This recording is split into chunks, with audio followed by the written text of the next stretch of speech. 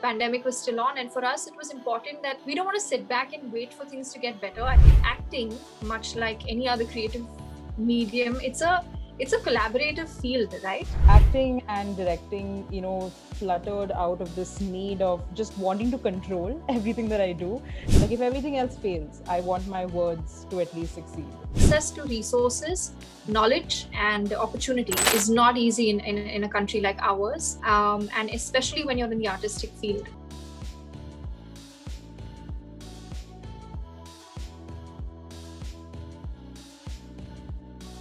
Hello, everyone, and welcome to Byitsown interview. Today, we have with us two very, very talented women, Evita-Marie Marques and Yamini Joshi, who are the founders of Alfaaz. And I do not want to explain what Alfaaz is. I will throw the ball in their court. And I want to know from y'all what exactly is Alfaaz. Go ahead, Evita. Okay, so Alfaaz is a digital theater platform. And we started this last year in the lockdown where Yamini and I connected, over writing and producing a play together. And in that process, we realized that there weren't actually a lot of platforms that were encouraging this kind of a creative sensibilities to meet. And it just became so that because we wanted to create content together, it organically created a platform, and then one thing led to another, and suddenly Alfaaz was born. So it really did stem from this urge to create content, but to also meet other people, like-minded people who are also creatively challenged, because there is no output. And we thought that Alfaaz could be a way in which we could bring such people on board and really like explore the talent that is there in Mumbai and also pan India.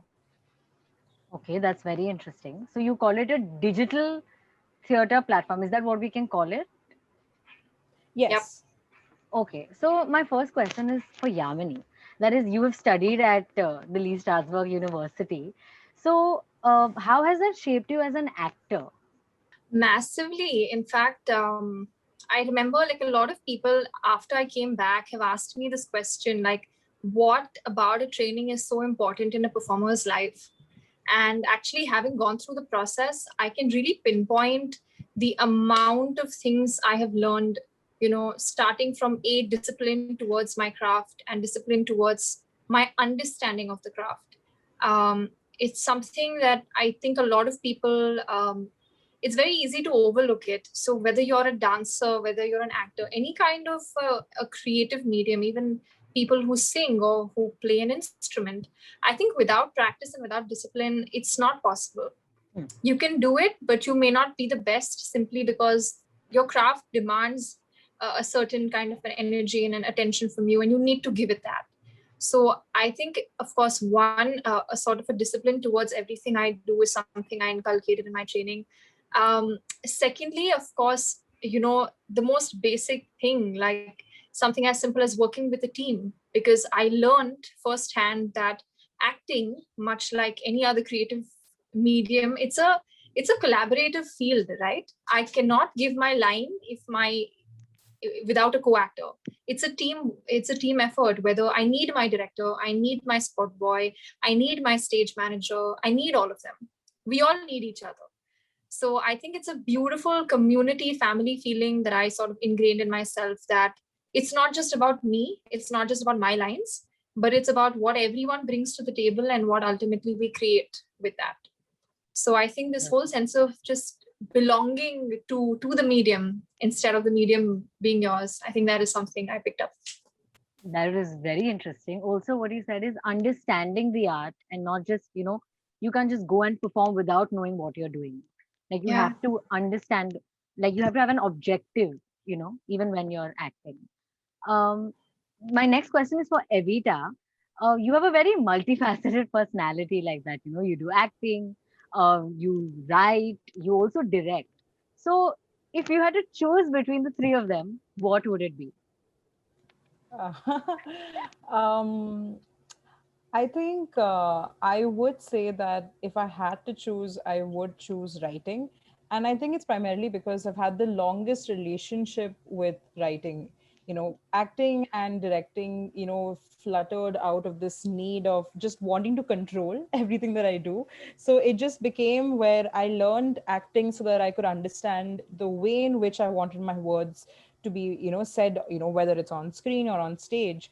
And I learned directing because I also then wanted to understand how is it that I wanted my scenes to play out? How is it that I wanted my plays to move forward? But the core of, I would say, my entire journey is writing. Like, I think it's something that has like, if everything else fails, I want my words to at least succeed. Wow, that is very well said. Which Very heavy.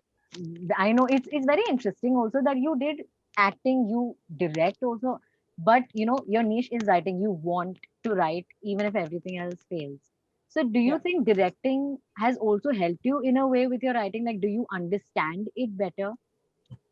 Absolutely. Like Yamini said, Hmm.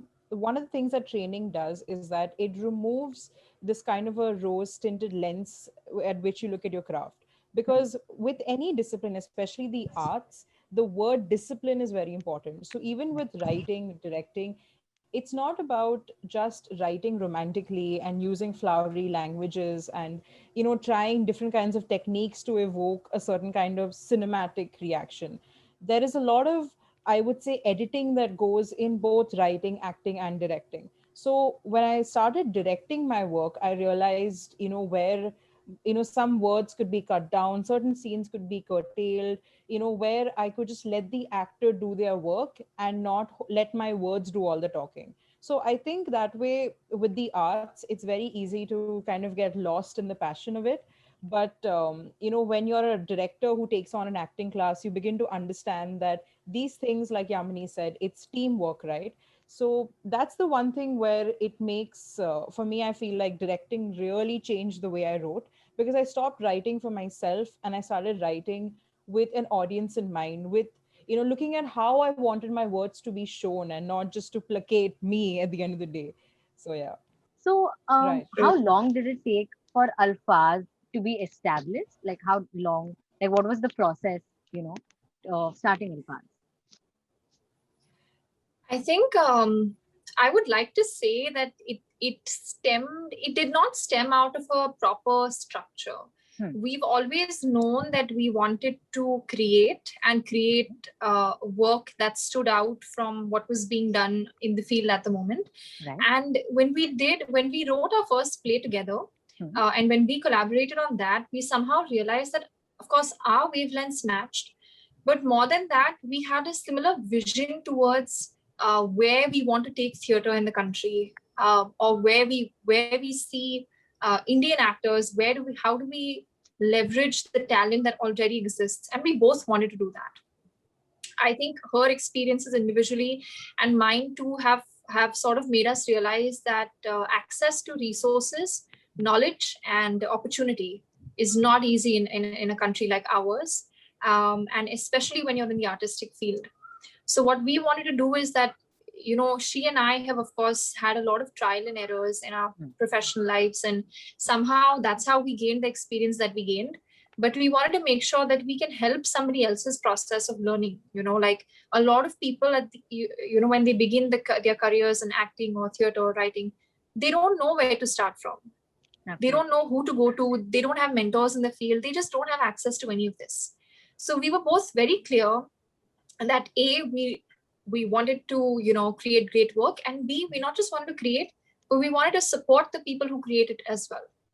So it's not just us, but it's also equivalently empowering people who do the same. We'll do the same. So we just began with these pegs in our mind, that these are the two main objectives and this is the purpose. If you have a platform or a company or anything without a purpose, it doesn't land. So the Right. first thing we knew is that this is the purpose, right? Why are we doing this? So that was very clear to us.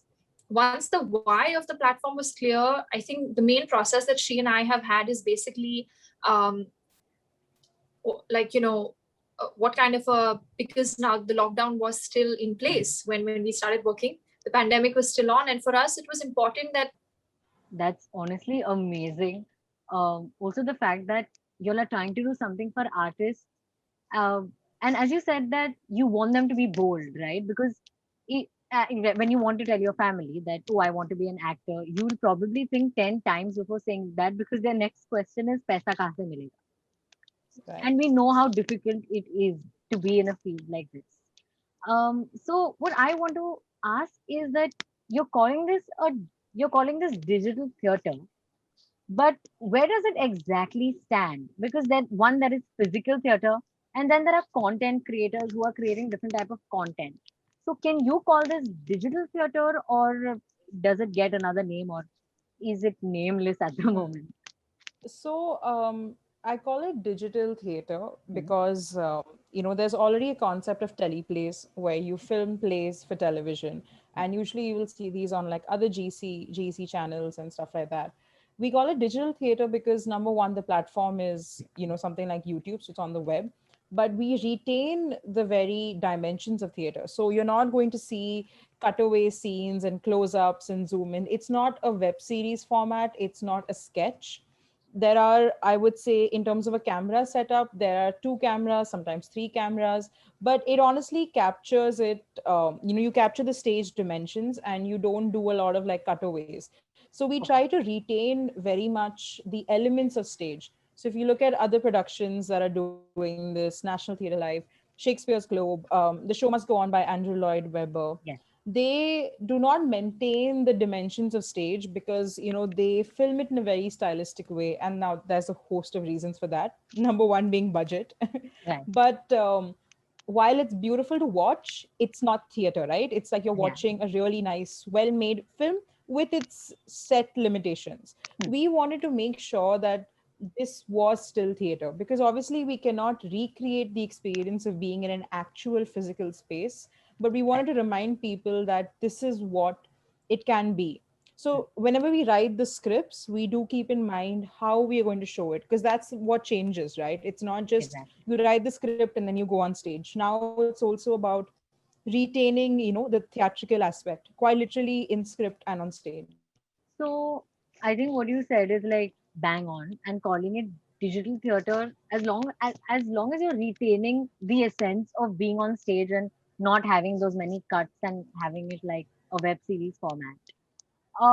So do you think once physical theater starts and people are able to go, people are more confident, to go out and watch plays again?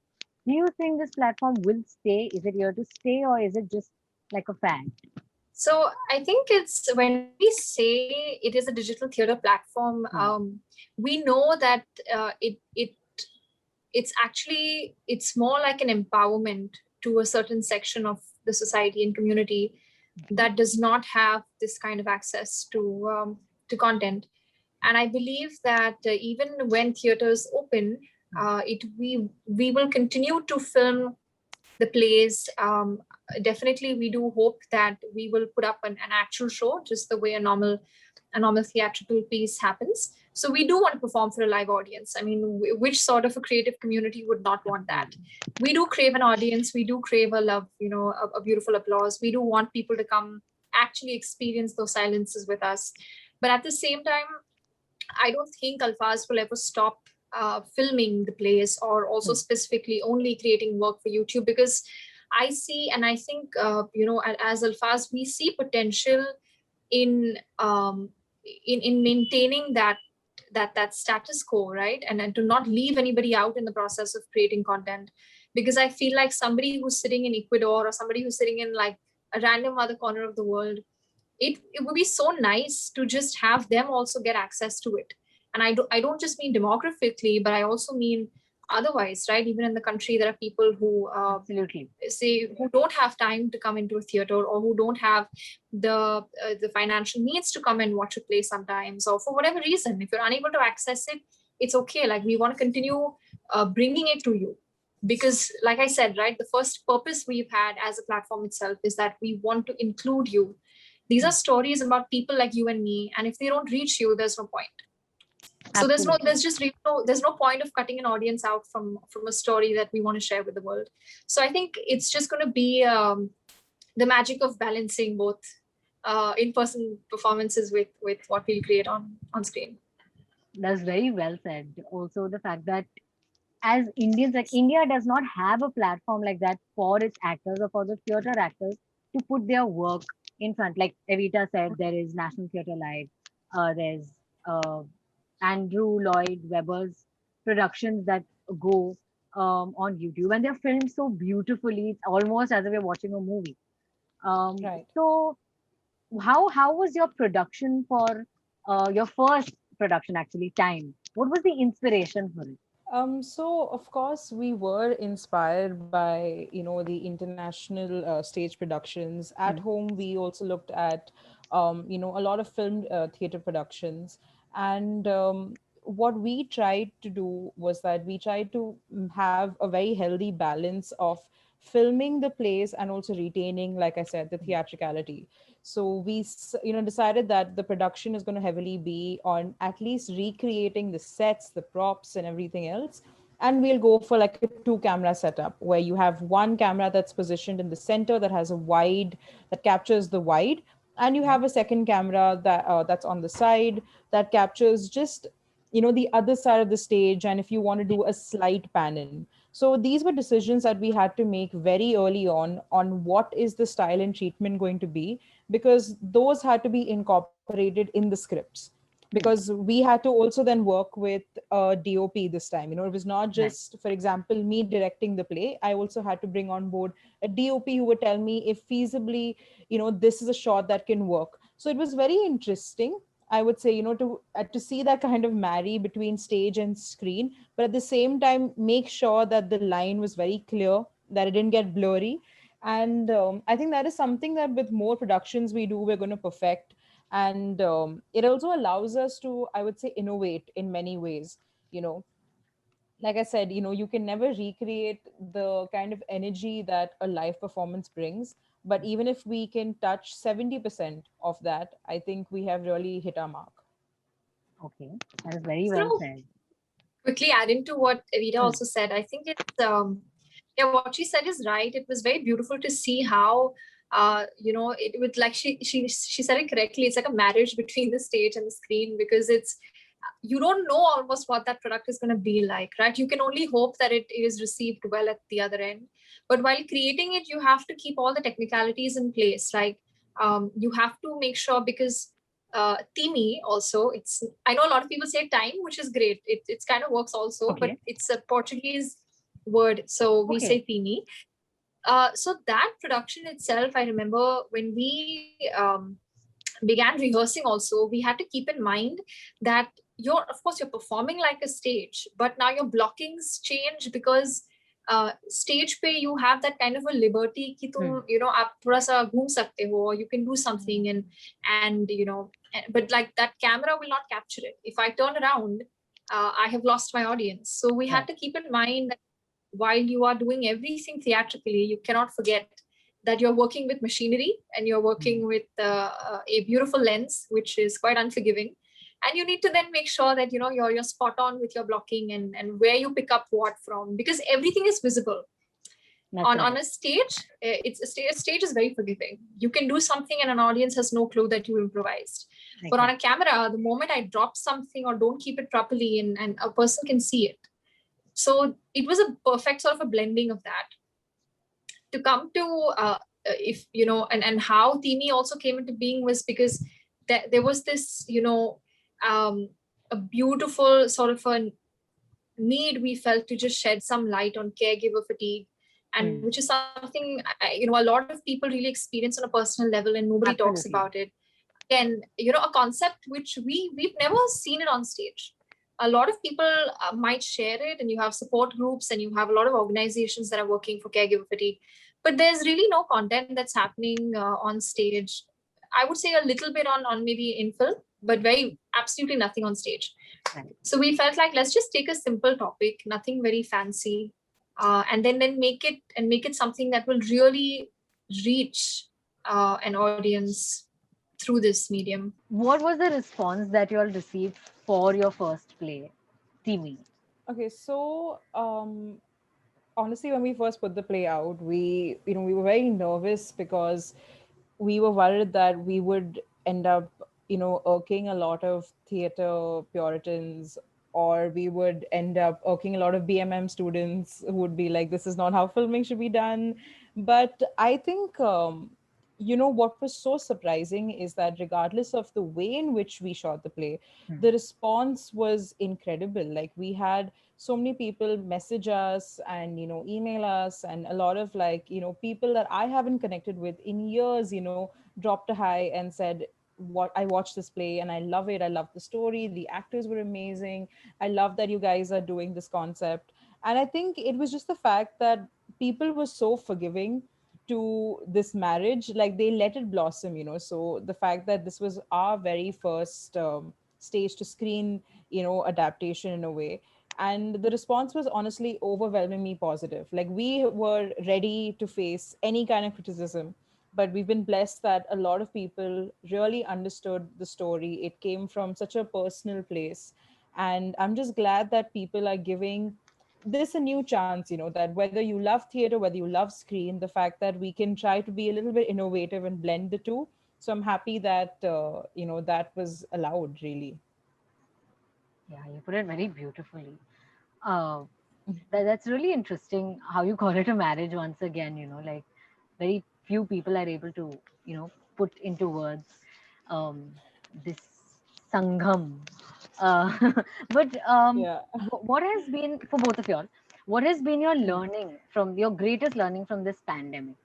I think we are living and breathing it as we speak right now, because I think every human being today is very much aware of how important and imperative art is to mankind, and that no matter how social, antisocial, or what your kind of consuming patterns are, your life is kind of devoid without it.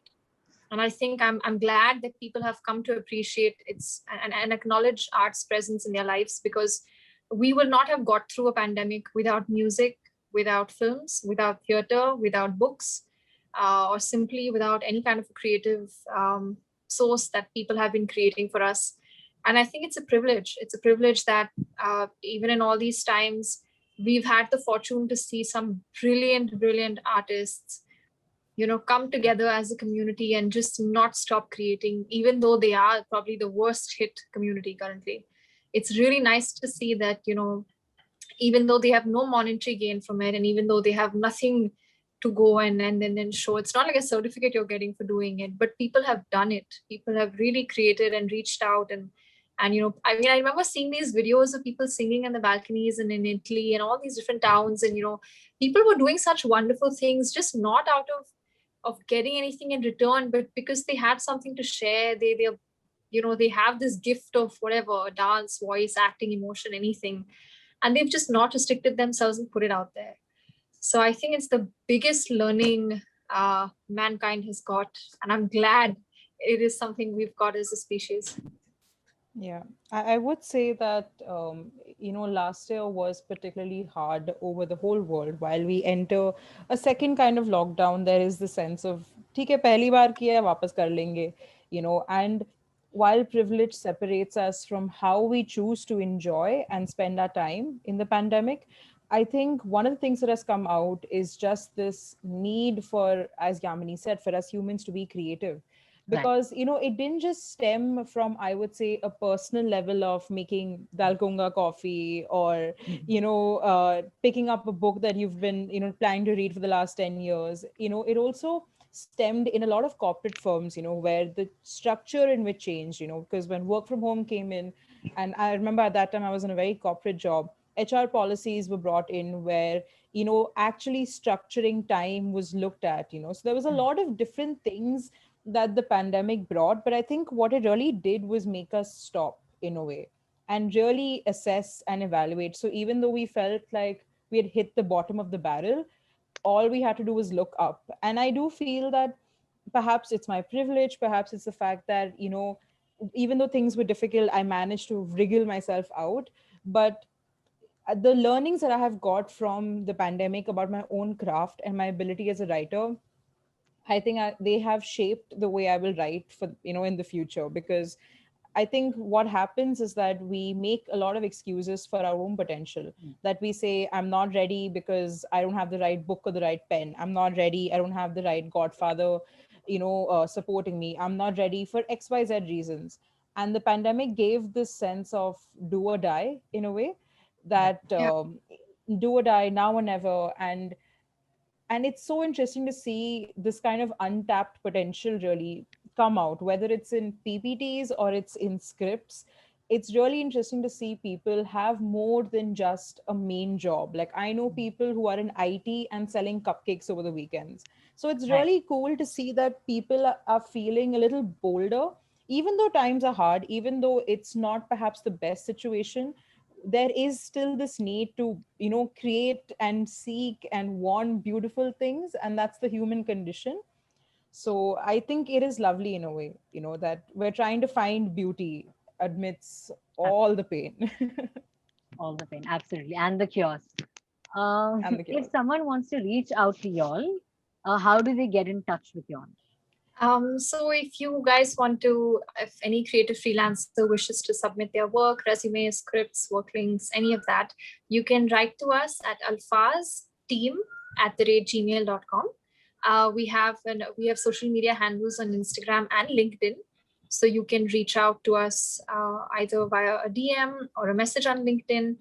We normally keep posting updates whenever we expand the team or whenever we're looking for actors, or specifically from project to project. At any point of time when we need, the first thing we do is we put out a shout out message. So yeah, just keep looking at our social media handles, but you can always write to us on email with your interests, and we hope that we're able to bring you on board and sort of create some magic.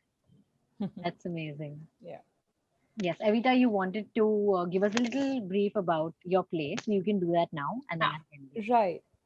Right. So our first play, Timi, is also called Time, and the title actually has dual meanings. We decided to call it Ti Me because we took it from the Portuguese word ti. So ti is usually a suffix that's attached to a prefix, sorry, that's attached to your aunts and your uncles. So I'm Goan, and when I was growing up, I've called all my aunts T X and T Y, and the characters are very Goan as well, and that's why Anne is always referred to by her niece as Tian. So we took the first half of T there, and me because we want to tell a story from the protagonist Lisa's point of view also. And we wanted to also show that sometimes, when you are watching this play, you should be able to visualize yourself as a character, which is why we wrote T me. And time is another way of saying it because a lot of what the play talks about is the elasticity of time and how some of us take it for granted, some of us have too much of it, and some of us are constantly running out of it. And how in this play, that there is a kind of waiting, a waiting to do well, a waiting to succeed, and a waiting for doom to hit as well. So Timi is very much a story of just Tian and Lisa, trying to figure their own lives out, and they bond because of, this mutual need of just someone wanting to listen to them, and Right. they have like a huge age gap between them. And just a very simple, it's a very simple slice of life story, and it's kind of like we picked a random day from these two characters lives, and we just wanted to put something very wholesome out there. It's very new for me also as a writer because I prefer writing a lot of historical fiction that has like blood, guts, and gory. And Timi very much was a need of the hour. We really wanted to look at how relationships changed in the pandemic as well, how our sense of self, oscillated and went up and down and up and down. We wanted to really explore these themes.